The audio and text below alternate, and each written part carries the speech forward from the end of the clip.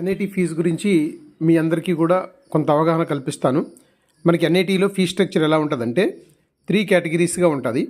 అందులో category 1 lakh below income ఉన్న వాళ్ళకి ఒక రకమైన ఫీజు ఉంటుంది. Category 2 1 lakh to 5 lakh income ఉన్న వాళ్ళకి ఎన్ఐటీసీలో ఫీ స్ట్రక్చర్ వేరేగా ఉంటుంది. కేటగిరీ 3 ఎవరికైతే 5 లక్షల కంటే ఎక్కువ ఇన్కమ్ ఉంటుందో వాళ్ళకి వేరేగా ఫీ స్ట్రక్చర్ ఉంటుంది.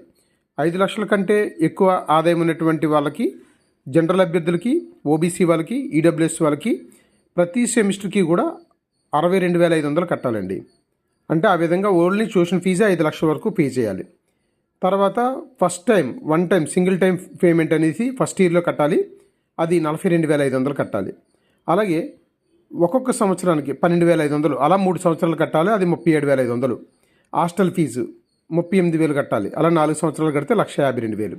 అంటే టోటల్గా 4 సంవత్సరాలకి కేటగిరీ 3 వాళ్ళకి 7,32,000 అవుతుంది. ఇది కేటగిరీ 3. కేటగిరీ 1, కేటగిరీ 2 నేను నెక్స్ట్ వీడియోలో చెప్తాను. కేటగిరీ 3కి సంబంధించి అబోవ్ 5 lakh ఆదాయం ఉన్న వాళ్ళకనమాట. అందరూ లైక్ చేయండి.